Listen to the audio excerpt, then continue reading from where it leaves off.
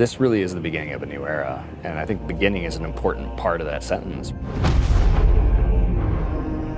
This is the first time I think that, in a long time that Bungie has stood kind of on its own.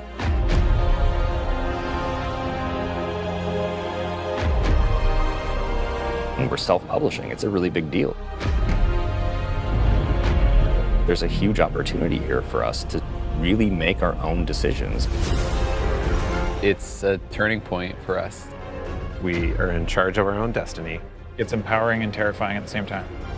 There are only two groups who are going to decide what happens to Destiny next: Bungie and the players who play Destiny.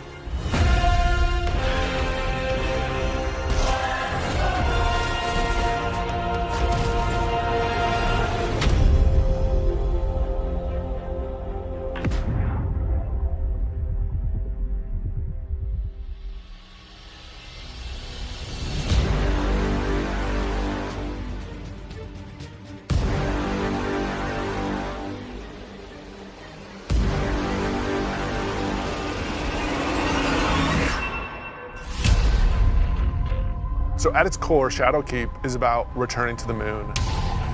We haven't been to the moon in a while, since Destiny 1, and a lot's changed.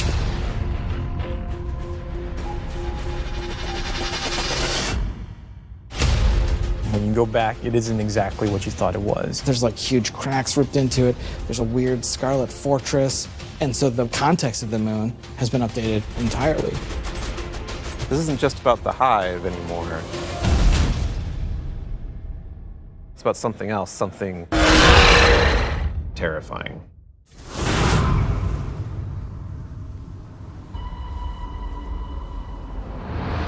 The moon this time around is something really scary that is playing on your fear in a way that hasn't happened before. Before it was, oh, it's a big giant thing and it's scary, but now there's actual some psychological elements to that.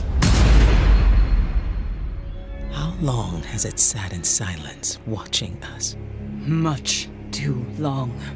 Having Eris Morn come back instantly signals to players the tone shift and change. There's an undertone of threatening and psychological horror. You're all insufferable! We want to tap into what makes Guardians afraid. What are their worst fears? Shadowkeep refers to the things that Eris unleashed on the solar system. Nightmares are manifestations of a Guardian's past. What if the villains that you thought were well into the ground actually weren't, and they were being resurrected by the darkness?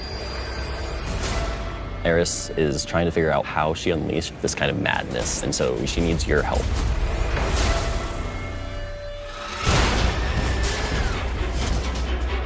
You can't just kill them and make them go away. What if you can't do all of the things that you've grown accustomed to doing? Being unable to achieve what you're trying to achieve, no matter how hard you try. Players, they think we can deal with this. We killed Crota, we killed orcs. Like, no big deal, right? Well, you're going to get there and you discover it's a bigger deal than you even thought it could be. The darkness is actually a lot closer than you realized. Now you know my suffering.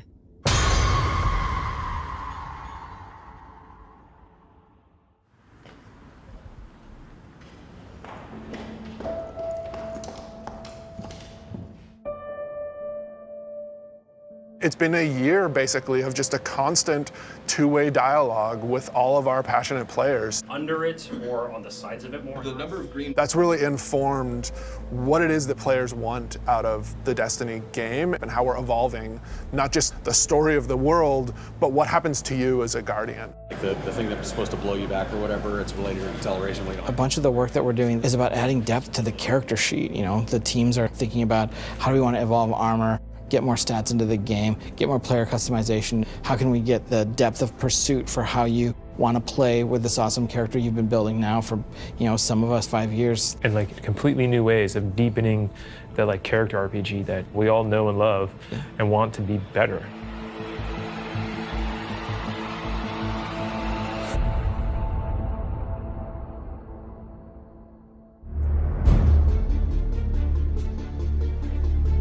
In Shadowkeep, we are fundamentally evolving the systems and moving the world forward. You want to bring some of that sci-fi element back to it, where it's like some like panels or something. We've been dancing this line between like, are we RPG enough? Are we not RPG enough? And now we're like, you know what? Screw it. Let's just go all in and just say like, hey, let's give players what they want. Allow them to kind of like customize the players and their habits and their game modes and all that stuff as much as they want to. So in Shadowkeep, what we're doing is changing the way that armor, perks, and mods work pretty significantly. Right now in the game, if you have an armor set that you like the look of, but you have another armor set that you like the way it plays, you're probably going to pick the one that you like the way it plays. Armor 2.0 is focused on allowing you to take the mods that you've unlocked and apply them to any given piece of armor. When I move my cursor over one of these mod sockets, it immediately shows me all of the mods that are available to me. Personally, I'm excited about the artifact. Players just get to kind of like fidget with these knobs and switches and do all the things that they want to do. When you get to this last tier, each of these perks gets relatively close to what an exotic might feel like. That's going to be a lot of fun. It's going to be a lot of fun.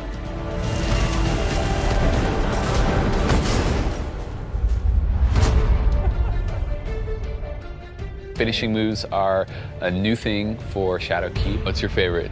I mean, there's some crazy ones. For the hunter, this awesome flourish where he actually does like spin in front of him, has two knives, and then just hits. I was like, what the heck? Like, what game is this? Yeah, Titan finisher. He jumps in the air, pulls back, looks at his fist, and it's kind of like the dunk. There's so many different ways to dunk. You can behind the back, 360, cartwheel, whatever.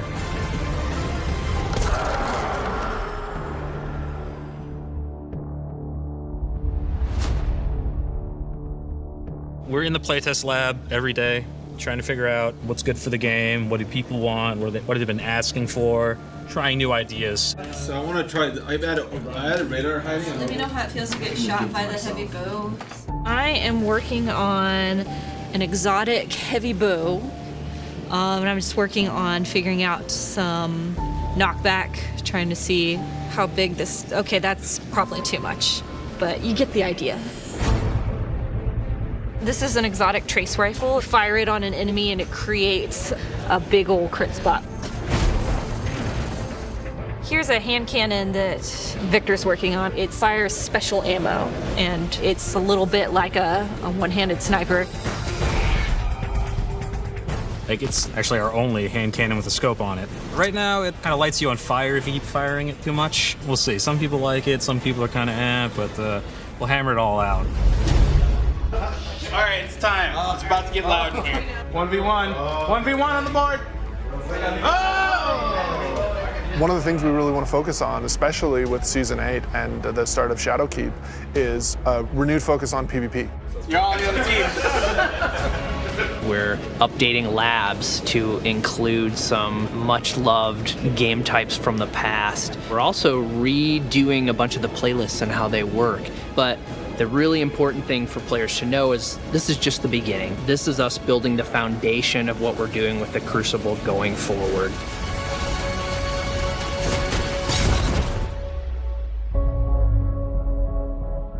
Previously, you would have a 20, 40, 60-hour climb before you could do what's considered in-game content. And now you can pretty much do that immediately. We want you to feel like you are in the end game from the moment you step on the planet. Leveling up your Guardian and becoming more powerful, overcoming dungeons, overcoming raids.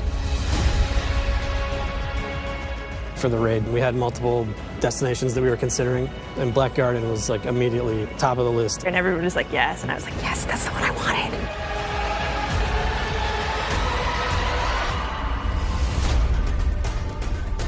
With Forsaken, we've started finding more ways for players to customize and personalize their character and differentiate themselves.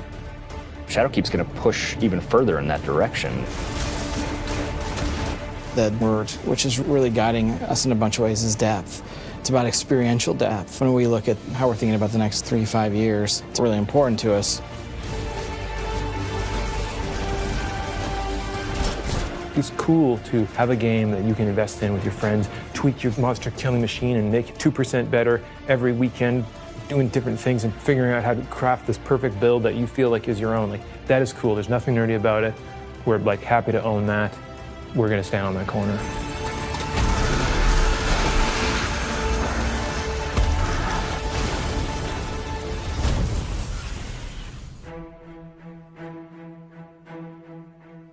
As things change, if the game doesn't feel like it's changing to meet the new landscape, it just all fall down. You know, part of our DNA is finding different ways to bring people together. We needed a way to crush the barriers between friends. We all have friends who could play Destiny, who are interested in it, but then we think about recommending it like, oh man, you're gonna have to play about 40 hours by yourself, and then you gotta pay all this money, and maybe you should just play something else. And that can't be the story. We need an entry point for your friends to be able to get into Destiny. This is just simply about bringing people together to make it easy for players to enter this universe. There's a new entry point coming out in September called New Light, and New Light is a free-to-download experience. We're going to start off in the same place where Guardians first came into the world. Guardian. Guardian? Eyes up, Guardian. It worked. You're alive. You started in the Cosmodrome. You're going back. Going back. Yeah, blast from the past. Okay, it's not going to break orbit, but it just might get us to the city.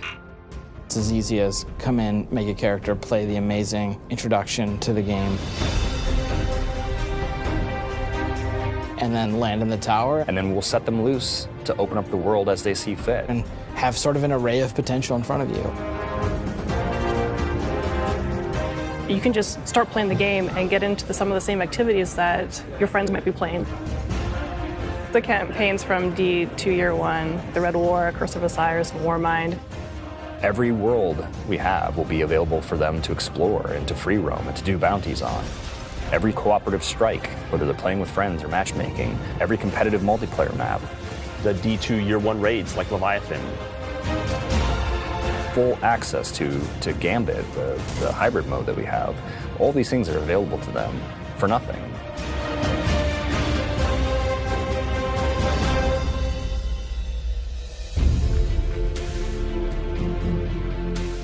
We've always said that Destiny is best when you play it with your friends, and we're trying to make it easier. So if your friends who are playing Destiny are on different platforms, we're adding cross-save so that you can move between the different platforms and play wherever your friends are. Like if I'm playing and I want to move over to my PC, I should have my character go with me. We want Destiny to meet you wherever you want to play, so that's incredibly important for us.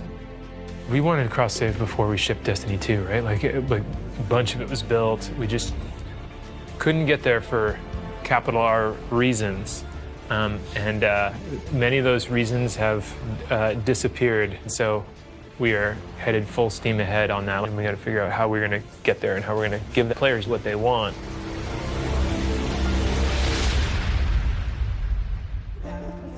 As culture as we can get. Thanks, buddy. Our original vision for Destiny was a world that would evolve and change. We're leaning really hard into that because we believe that's where the future of Destiny is. The long horizon for Destiny is to become an evolving world. You know, you're going to tune in to see what's going to happen next. We can completely build Destiny in the vision that we want it to be in. A vision that isn't dictated by a commercial model or a business plan, but our creative vision and what we want to do for our players and what they want us to do with Destiny. We feel like our work isn't done. We have a series of missions that we need to finish before I think we have Destiny in the place that it needs to be, and we're back to, I guess, finish the fight, so to speak.